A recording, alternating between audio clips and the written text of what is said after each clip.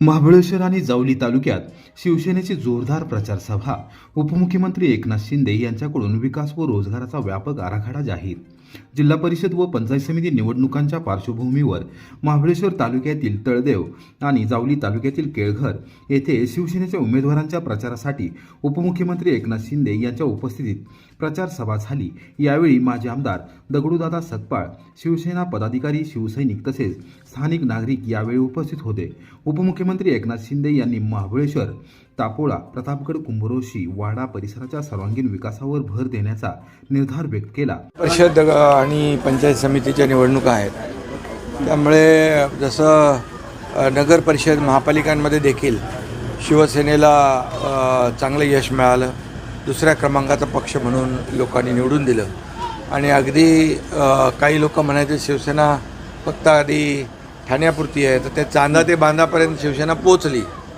त्यामुळे आता या जिल्हा परिषद निवडणुकीमध्ये ग्रामीण भागातल्या निवडणुका आहेत आणि त्यामुळे नक्कीच या जिल्हा परिषद निवडणुकामध्ये देखील शिवसेनेला चांगलं यश मिळेल. काही ठिकाणी शिवसेना भाजप महायुती देखील आहे आणि काही ठिकाणी आम्ही मैत्रीपूर्ण लढतो आहे.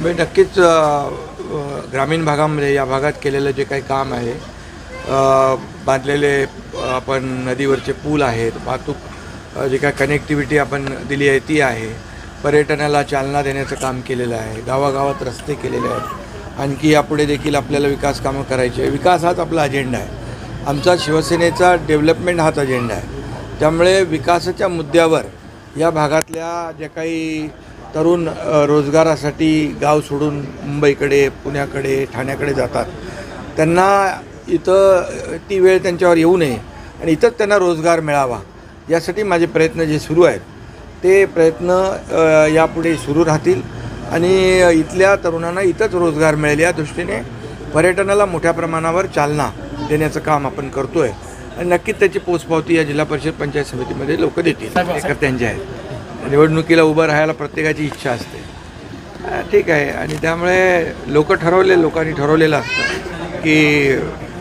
सर्वसामान्य लोकांच्या मदतीला धावून जाणारा कोण आहे कार्यकर्ता, त्याला निवडून देतात लोक.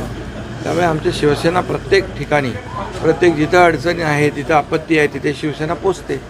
त्यामुळे लोकही शिवसेनेच्या सोबत येतात. साहेब, आपले जे मंत्री आहेत शंभूराज देसाई यांना जिल्ह्यातील काही नेत्यांकडून घेरण्याचा प्रयत्न होतो आहे. त्यांच्या मतदारसंघामध्ये जास्तीत जास्त कशी रसद पोचवली जाईल, मदत पोचवली जाईल आणि त्यांना नामोहरण केलं जाईल यासाठी प्रयत्न सुरू आहे. विशेष पॅकेज दिलं जाईल असे शब्द आहेत. शेवटी बघा, जनता ठरवत असते, जनता जनार्दन ठरवत असतो की कुणाला निवडून द्यायचं. आणि या निवडणुकीपुरतं कोण येतं, निवडणुका झाल्यावर गायब होतात काही लोक. त्यामुळे लोक ठरवतात की कायमस्वरूपी निवडणूक असू द्या नसू द्या, लोक आमचे शिवसेनेचे लोक काम करतात, शंभूराज देसाई काम करतात, आता दगडूदादा इकडे आहेत, ते फिरत आहेत, काम करत आहेत, आपले सर्व पदाधिकारी कार्यकर्ते काम करतात आणि त्यामुळे कामाला पसंती लोक देतील आणि विकासाला पसंती देतील. कोरेगाव तालुक्यात निवडणूक वातावरण तापले. 61 उमेदवारांची माघार, 57 मैदानात. कोरेगाव तालुक्यातील जिल्हा परिषद व पंचायत समिती निवडणुकीसाठी राजकीय हालचालींना प्रचंड वेग आला असून उमेदवारी अर्ज माघारीच्या प्रक्रियेनंतर निवडणूक चित्र पूर्णपणे स्पष्ट झाले आहे. अर्ज माघारी घेण्याच्या अंतिम दिवशी मंगळवारी दुपारी 3 वाजेपर्यंत एकूण 61 उमेदवारांनी आपले अर्ज माघारी घेतले. त्यामुळे आता 57 उमेदवार अंतिम निवडणूक रिंगणात उरले असून अनेक ठिकाणी दुरंगी तर काही ठिकाणी चौरंगी लढती निश्चित झाल्या आहेत. तालुक्यात जिल्हा परिषदेच्या 6 जागांसाठी 19 तर पंचायत समितीच्या 12 जागांसाठी 38 उमेदवार आपले नशीब आजमावत आहेत. राज्य निवडणूक आयोगाने जाहीर केलेल्या अत्यंत गतिमान निवडणूक कार्यक्रमामुळे सर्वच राजकीय पक्षांची मोठी धावपळ उडाली होती. उमेदवारी अर्ज दाखल करण्याच्या शेवटच्या दिवशी विक्रमी संख्येने अर्ज सादर झाल्याने माघार प्रक्रियेबाबत प्रचंड उत्सुकता निर्माण झाली होती. शिवसेना भाजप महायुतीच्या विरोधात दोन्ही राष्ट्रवादी काँग्रेस पक्ष अशी थेट राजकीय लढत तालुक्यात पाहायला मिळत आहे. त्याचवेळी काँग्रेस पक्षाने 2 गटांमध्ये आपली उमेदवारी कायम ठेवत महाविकास आघाडीच्या समीकरणांना धक्का दिला आहे. परिणामी तालुक्यातील राजकीय वातावरण अधिकच तापले आहे. या निवडणुकीत शिवसेना भाजप, राष्ट्रवादी काँग्रेस, शरद पवार राष्ट्रीय काँग्रेस, शिवसेना उद्धव बाळासाहेब ठाकरे पक्ष तसेच वंचित बहुजन आघाडी या प्रमुख पक्षांचे उमेदवार निवडणूक रिंगणात उतरले आहेत.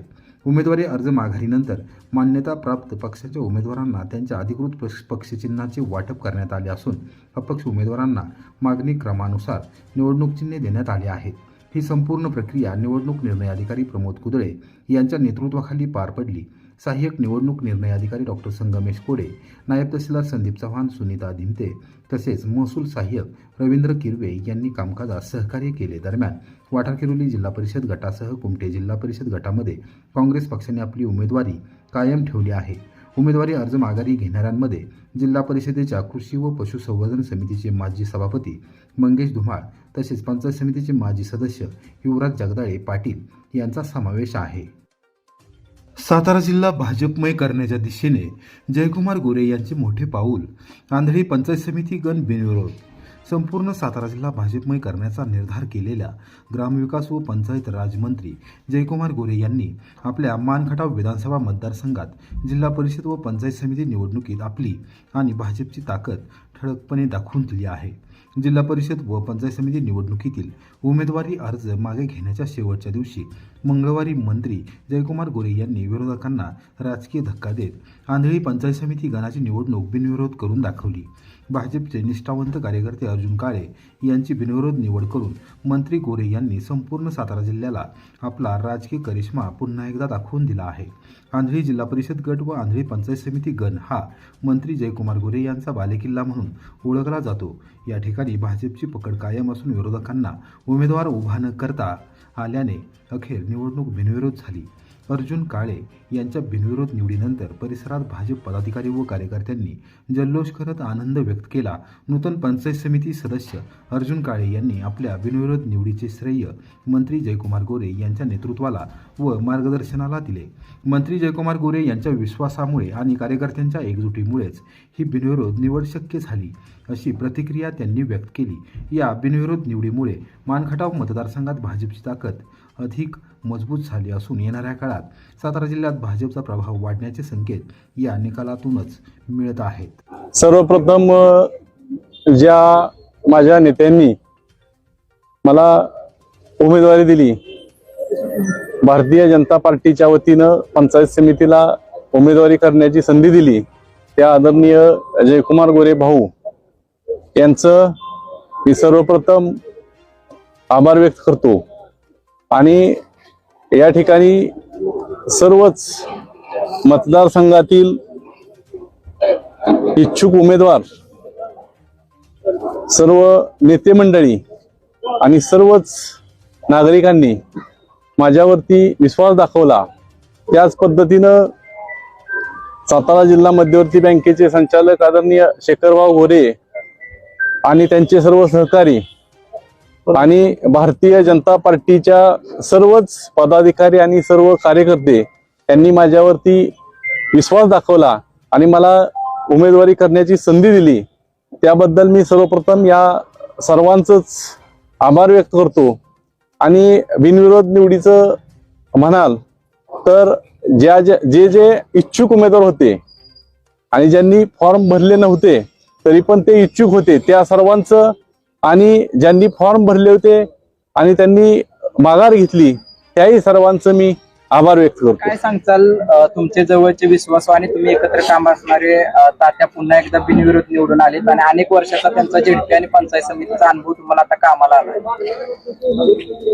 या तालुक्याचे नेते आणि महाराष्ट्र राज्याचे ग्रामविकास मंत्री आदरणीय भाऊ यांच्या खांद्याला खांदा लावून आदरणीय तात्यांनी या तालुक्यात एकदम जोरदार असं कामगिरी केली आणि सर्वसामान्य लोकांच्या मनामध्ये तात्यांचं एक चांगल्या प्रकारचं स्थान होतं आणि त्या लोकांनी त्या आशीर्वादामुळे तात्या आज बिनविरोध झाले. भारतीय जनता पार्टीचा भारतीय जनता पार्टीचा 5 दिवसांचा कार्य सप्ताह लागू करण्याच्या मागणीसाठी कोरेगाव शहर व तालुक्यात राष्ट्रीयकृत बँक कर्मचाऱ्यांचा संप. 5 दिवसांचा कार्यसप्ताह अर्थात 5 डेज वर्किंग वीक लागू करण्याच्या प्रमुख मागणीसाठी कोरेगाव शहर व तालुक्यातील राष्ट्रीयकृत बँकांमधील अधिकारी व कर्मचाऱ्यांनी मंगळवारी एक दिवसीय संप केला. United forum of bank unions FBU यांच्या आव्हानावरून देशव्यापी पातळीवर हा संप पुकारण्यात आला होता.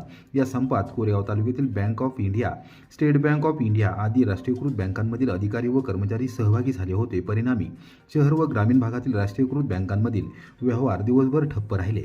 सर्व शनिवार सुट्टी जाहीर करून 5 दिवसांचा कार्यसप्ताह लागू करावा ही बँक कर्मचाऱ्यांची प्रमुख मागणी आहे. या मागण्या मान्य न झाल्यास कर्मचाऱ्यांचे कामाचे तास इतर शासकीय कर्मचाऱ्यांप्रमाणे होतील, तसेच कामाचा ताण कमी होईल अशी भूमिका कर्मचारी संघटनांनी मांडली. या संपामुळे रोकड व्यवहार, चेक क्लिअरन्स, पासबुक नोंदणी व नवीन खाते उघडण्याची कामे ठप्प राहिली. मात्र UPI, net banking, mobile banking तसेच काही ATM सेवा सुरू होत्या. केंद्र सरकारने लवकर निर्णय घेतला नाही तर भविष्यात अधिक तीव्र स्वरूपाचे आंदोलन छेडले जाईल असा इशाराही बँक कर्मचारी संघटनांनी दिला आहे. या संपामुळे कोरेगाव शहरासह तालुक्यातील नागरिकांना बँकिंग सेवांसाठी गैरसोयीचा सामना करावा लागला.